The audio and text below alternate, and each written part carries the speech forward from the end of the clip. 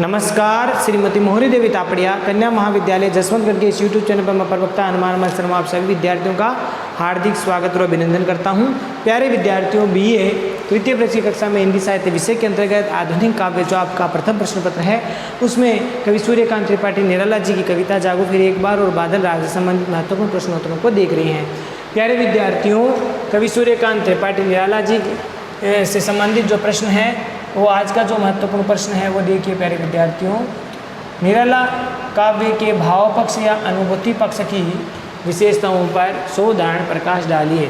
निराला जी के जो काव्य हैं उसका भाव पक्ष क्या है या जिसको हम अनुभूति पक्ष कहते हैं उसकी विशेषताओं के बारे में बताना, यानी निराला के काव्य की भाव पक्ष की विशेषताओं के बारे में उदाहरण सहित बताना है।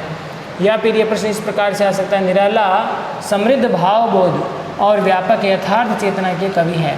समृद्ध भावबोध यानी भाव पक्ष और व्यापक यथार्थ चेतना के कवि है, उदाहरण सहित समझाइए। तो प्यारे विद्यार्थी, इस प्रश्न के उत्तर में हम देखते हैं निराला जी के भाव पक्ष को। पहले भूमिका के रूप में कुछ पढ़ते हैं। प्यारे विद्यार्थियों, महाप्राण निराला जी अर्थात सूर्यकांत त्रिपाठी निराला जी क्रांति के अग्रदूत हैं, पौरुष के श्रृंगार हैं और उस युग की विषमताओं और निजी व्यथाओं से कष्ट पा करके या तप करके निर्भीक बने हैं, स्पष्टवादी है और मानवता का जय घोष करने वाले ओजस्वी साहित्यकार हैं। ठीक है, तो ये महाप्राण निराला जी की विशेषता हम कह सकते हैं कि वे क्रांति के अग्रदूत हैं, पौरुष के श्रृंगार जिसको हम कह सकते हैं, पुरुषार्थ उनमें प्रचंड है और युगीन जो विषमताएं हैं और जो निजी इनकी व्यथाएं हैं, पीड़ा है, उसमें तप करके ये इतने निर्भीक बन चुके हैं, स्पष्टवादी है और मानवता का जय घोष करने वाले ओजस्वी साहित्यकार हैं। और उन्होंने अपने पौरुष से समाज और साहित्य में व्याप्त जो रूढ़ियाँ हैं उनका विरोध किया।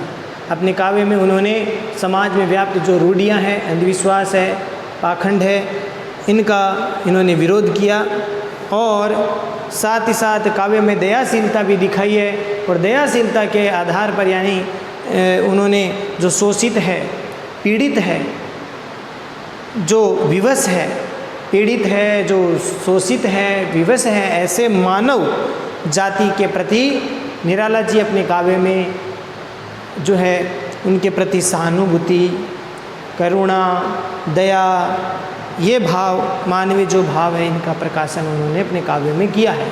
तो एक तरफ वे अपने प्रचंड पुरुषार्थ से समाज के जो रूढ़ियाँ, प्राचीन परंपराएं हैं, अंधविश्वास है, उनके ऊपर घोर कुठाराघात करते हैं, उनका विरोध करते हैं। दूसरी तरफ अपनी दयाशीलता के आधार पर और निराला जी ने अपने काव्य में जो शोषित है, जो विवश है, जो लाचार है, जो अत्याचार से पीड़ित है, ऐसे पीड़ितों, शोषितों, इनके ऊपर करुणा, सहानुभूति, दया इत्यादि दिखाया है। अपने काव्य में ऐसे मानवीय भावों का प्रकाशन उन्होंने किया है। इन सब विशेषताओं के कारण हम कह सकते हैं निराला जी पूरे हिंदी साहित्य जगत में एक अद्वितीय काव्य साधक माने जाते हैं। हिंदी साहित्य जगत में निराला जी एक अद्वितीय काव्य साधक माने जाते हैं और उनकी काव्यगत विशेषताओं के बारे में हम देखते हैं। निराला जी की जो काव्यगत भाव पक्ष है, यानी कला पक्ष को नहीं हम कह रहे हैं, भाव पक्ष के बारे में चित्रित कर रहे हैं। तो भाव पक्ष में हम सबसे पहले एक विशेषता लेते हैं, प्रकृति सौंदर्य का चित्रण। प्रकृति सौंदर्य का चित्रण।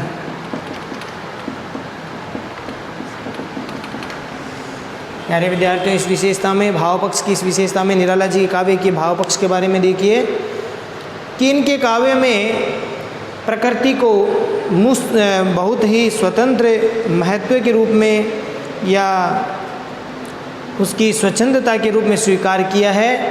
तो ऐसे में प्रकृति के हम चितेरे कवि भी कह सकते हैं या प्रकृति का भी चित्रण है वो निराला जी ने अपने काव्य में किया है। उन्होंने प्रकृति चित्रण की या प्रकृति के बारे में काव्य में स्थान देने की बात अगर कही जाए, अपने काव्य में प्रकृति से संबंधित जो भावधारा है, अपने विचारधारा को प्रकट करने की बात हो, तो इनकी काव्य धारा में प्रकृति यात्रा का जो प्रारंभ है वो इनकी जूही की कली से प्रारंभ होता है। जूही की कली इनकी काव्य रचना है और इनसे इन्होंने प्रकृति चित्रण, इसमें प्रकृति चित्रण का कार्य किया है। प्यारे विद्यार्थियों, इसके बाद इनके साथ साथ एक इनकी रचना है शेफालिका, उसमें भी प्रकृति चित्रण का प्रयोग इन्होंने किया, यानी प्रकृति के बारे में कविता है वो लिखी है। शेफालिका में भी प्रकृति से संबंधित बातें लिखी है। ऐसी रचना है जिसमें नश्वर जो यौवन है, सौंदर्य है, उसकी अर्थवता और परिणय माधुर्य, ठीक है, प्रकृति का जो चित्रण है, प्रकृति के यौवन का अर्थगत महत्व और इसके साथ साथ परिणय माधुर्य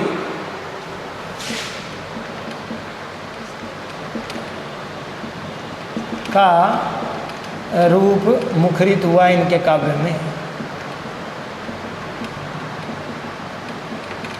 इनके काव्य में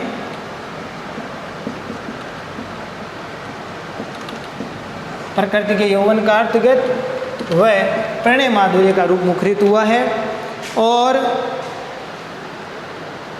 उनकी अगर प्रकृति की बात करें, उन्होंने प्रकृति का किस रूप में चित्रण किया है, तो उनकी प्रकृति श्रृंगार और मस्ती के झूले में झूलती हुई दिखती है और विद्रोह की स्वर लहरियों में वह कड़कती भी है। इनकी प्रकृति का चित्रण अगर करें तो श्रृंगार में तो ये इनकी प्रकृति श्रृंगार में मस्ती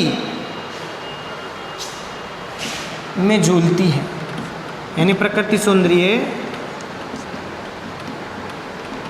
श्रृंगार में मस्ती में झूलती हुई दिखती है। इनकी प्रकृति की चित्रण यानी प्रकृति का वर्णन है वो सौंदर्य में श्रृंगार की मस्ती में झूलता हुआ दिखता है। तो विद्रोह में कड़कती स्वर लहरी है। विद्रोह में, इनकी कविता में विद्रोह का जो भाव है, विद्रोह में कड़कता स्वर लहरी के रूप में है। और प्यारे विद्यार्थियों, विषाद के समय आंसू भी बहाती है कविता। प्रकृति चित्रण इनका विषाद के समय आंसू भी बहाती है। क्या, कौन बहाती है? प्रकृति। विषाद के क्षण पर इनकी प्रकृति का जो चित्रण है वो आंसू बहाता है। तो विद्रोह में कड़क स्वर का भाव व्यक्त होता है, विद्रोह कंपित कर देता है। तो श्रृंगार सौंदर्य में मस्ती में झूलता हुआ दिखता है इनका प्रकृति चित्रण। तो इस रूप में अलग अलग प्रकृति का चित्रण है वो अलग अलग स्वरूपों में हुआ है। और एक तरह से ये प्रकृति ही इनकी हमसफर है। और व्यंग्य की सामग्री भी ये प्रकृति जुटाती है। व्यंग्य करना हो, निराला जी ने व्यंग्य का आधार भी प्रकृति से लिया है। प्रकृति के माध्यम से व्यंग्य भी जो जुटाया है इनके काव्य में दिखाई देता है। मानव जीवन में सांस्कृतिक संदेश भी ये प्रकृति देती है, यानी कि इनके काव्य में जो प्रकृति चित्रण है वो मानवीय सांस्कृतिक जो संदेश है वो भी देते हैं, यानी सांस्कृतिक संदेश को भी देने वाली है। प्रकृति चित्रण सरल है, कोमल है, साथ ही साथ सम्मानजनक है, या हम कह सकते हैं आबदार है। सम्मानपूर्वक उन्होंने प्रकृति का चित्रण किया है। जैसे एक उदाहरण है, मधुर मधुर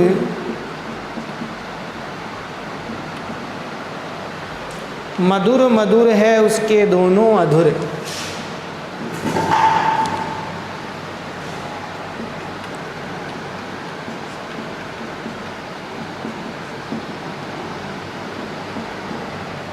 यहाँ प्रकृति के बारे में कहा है, किंतु जरा गंभीर नहीं, किंतु जरा भी गंभीर नहीं,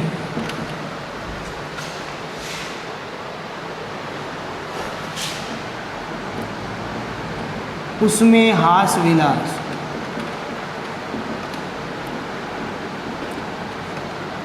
उसमें हास विलास, उसमें बिल्कुल भी गंभीर नहीं है। तो इस प्रकार से यहाँ पर प्रकृति का चित्रण है वो किया है। और इसके साथ साथ निराला जी ने प्रकृति का मानवीकरण भी किया है, प्रकृति का मानवीकरण भी किया है। और मानवीकरण का उदाहरण हमने पहले भी देखा था, दिवसावसान का समय, दिवसावसान संध्या सुंदरी से है ये इनकी कविता। संध्या सुंदरी से एक पद है जिसमें इन्होंने प्रकृति का मानवीकरण किया है कि दिवसावसान का समय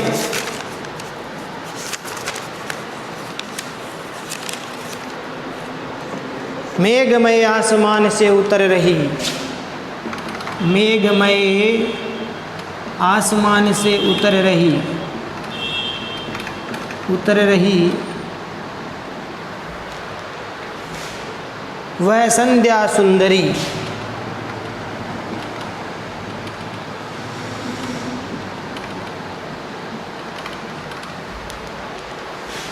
परी सी धीरे धीरे, परी सी धीरे धीरे। तो इनमें प्रकृति का मानवीकरण किया गया है। प्रकृति जो है मानव की तरह कार्य करती दिखाई दे रही। संध्या रूपी सुंदरी है वो दिवसावसान का मतलब दिवस का अंत होने वाला अर्थात संध्या काल का समय है। उसमें बादलों से युक्त आसमान से संध्या रूपी सुंदरी उतर रही है, अर्थात धीरे धीरे संध्या काल हो रहा है। किस तरह से? संध्या रूपी सुंदरी परी के समान धीरे धीरे बादलों से युक्त आसमान से धीरे धीरे उतर रही है। तो ये उतरना और परी के समान बता करके मानवीकरण किया है संध्या रूपी सुंदरी का, संध्या रूपी नायिका का। तो इस प्रकार से प्रकृति चित्रण भी इनके काव्य में देखने को मिलता है। ऋतु वर्णन भी इन्होंने अपने काव्य में किया है और वर्षा काल का बहुत अधिक चित्रण किया है। इसके साथ साथ इनका जो प्राकृतिक चित्रण है उसमें आलंकारिकता है, उपदेशात्मकता है और इसके साथ साथ प्रकृति चित्रण में कहीं कहीं दार्शनिक भावों की अभिव्यक्ति भी हुई है। ठीक है, जैसे एक उदाहरण है कि तुम तुंग हिमालय, कि तुम तुंग हिमालय श्रृंग और मैं चंचल गति सुर सरिता, कि तुम तुंग हिमालय श्रृंग, कि तुम तो हिमालय की चोटी हो, ऊंचे हिमालय की चोटी हो, और मैं चंचल गति सुर सरिता, मैं चंचल गतिमान सुर सरिता, सुरों की सरिता हूँ, नदी हूँ। तुम विमल हृदय उच्छ्वास, कि तुम स्वच्छ हृदय का निश्वास हो, उच्छ्वास हो, और मैं कांत कामिनी कविता, और मैं अपनी प्रिया की कामिनी कविता हूँ। तो इस प्रकार से यहाँ पर दार्शनिक भावों की अभिव्यक्ति हुई है कि तुम हिमालय हो, ऊंचे हिमालय की चोटी के समान हो, तो मैं सूरों की नदी के समान हूँ, और तुम स्वच्छ हृदय का उच्छ्वास हो, तो मैं अपनी प्रिय की प्यारी कामिनी कविता हूँ। तो इस प्रकार का भाव यहाँ पर दार्शनिक भाव भी प्रकट हुआ है। एक उदाहरण, एक दूसरी विशेषता हम देखते हैं प्यारे विद्यार्थियों, वह है प्रेम और श्रृंगार विलास। प्रेम और श्रृंगार विलास, इस बिंदु में देखिए प्यारे विद्यार्थियों, इनके दूसरे भाव पक्ष की दूसरी विशेषता हम कह सकते हैं प्रेम और श्रृंगार विलास। निराला जी के काव्य में ये विशेषता बहुत अधिक है, या हम कह सकते हैं कि उल्लेखनीय विशेषता है। निराला जी ने प्रेम एक शाश्वत भावना माना है। निराला जी ने प्रेम को शाश्वत भावना, शाश्वत भावना के रूप में माना है।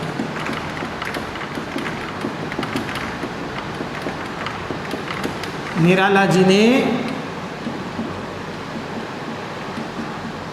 प्रेम को शाश्वत भावना के रूप में माना है कि ये प्रेम शाश्वत है, ऐसी भावना जो हमेशा से चले आ रही है और उसमें पर्याप्त चंचलता है, उदात्तता, उच्चता है। प्रेम उच्च श्रेणी का, उच्चता है, उसमें श्रेष्ठता है। और यही कारण है कि निराला जी का प्रेम शरीर के ऊपर उठकर आत्मा तक की यात्रा करता है। यानी निराला जी का जो काव्य में जो प्रेम भावना दर्शाई गई है वो एक शारीरिक प्रेम न होकर के एक जो आत्मिक प्रेम जिसको हम कहते हैं आत्मा तक की यात्रा करता है, वह शारीरिक प्रेम नहीं है, केवल शरीर तक का समर्पित प्रेम नहीं है, अपितु आत्मिक प्रेम है, आत्मा की यात्रा करता है। और इनकी अनामिका की जो नायिका या प्रेयसी है उसमें भी इस प्रकार का भाव है। तो अनामिका जो रचना है इनकी, अनामिका रचना में प्रेयसी का जो प्रेमिका है उसमें जो प्रेम है उसका प्रेम के प्रति प्रिया से इत्यादि एक इनकी रचनाएं हैं। प्रिया की प्रिया से और प्रेम के प्रति, प्रेम से ये कविता है इनकी, और प्रिया से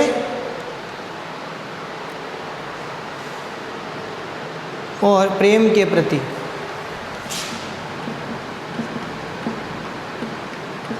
ये इनकी कविता अनामिका रचना में है। प्रेयसी है, प्रिया से है, प्रेम के प्रति है। ये जो रचना अनामिका श्रृंखला में है काव्य संग्रह में, तो इसमें प्यारे विद्यार्थियों एक तरह से जो लौकिक भावना की अभिव्यक्ति है वो करने वाली है। जैसे एक उदाहरण है, तेरे सहज रूप से रंग कर, तेरे सहज रूप से, तेरे सहज रूप से रंग कर, तेरे सहज रूप से रंग कर, भरे गान मेरे निर्झर, भरे गान मेरे निर्झर,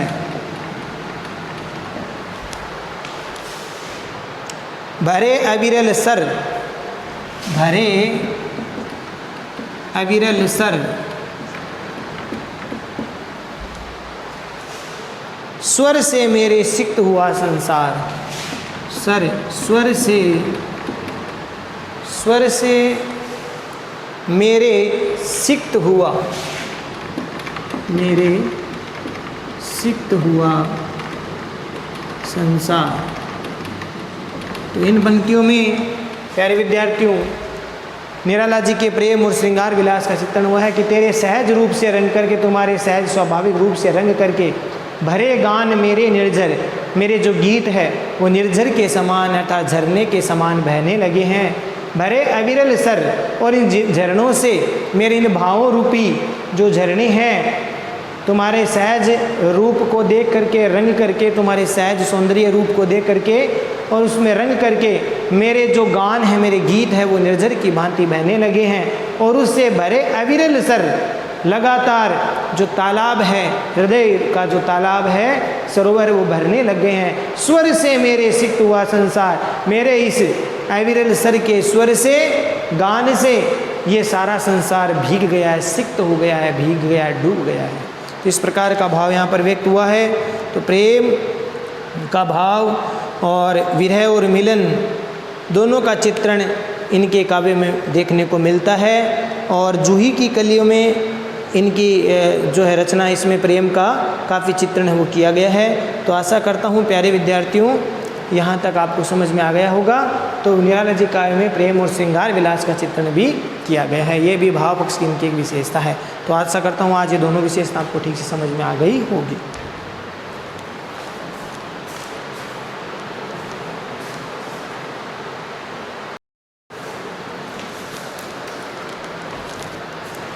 तो प्यारे विद्यार्थियों आज के लिए बस इतना ही। अगली वीडियो में पुनः उपस्थित होंगे आगे के इसी प्रश्न के आगे के भाग को लेकर, कुछ भाव पक्ष की और विशेषताओं को लेकर। तब तक के लिए आज जो हमने इस प्रश्न को देखा है, निराला जी काव्य का जो भाव पक्ष या अनुभूति पक्ष है, जिसमें उनकी भूमिका, निराला के काव्य का जो भाव पक्ष की प्रकृति सौंदर्य का चित्रण एक विशेषता, और प्रेम और श्रृंगार विलास दूसरी विशेषता को हमने पढ़ा। तो आशा करता हूँ यहाँ तक समझ में आ गए। इनके उदाहरण आपको ठीक प्रकार से तैयार करने हैं, नोट्स बनाकर याद कीजिए। चैनल को लाइक शेयर और सब्सक्राइब करना ना भूलें। जय भारत, जय हिंद, धन्यवाद विद्यार्थी।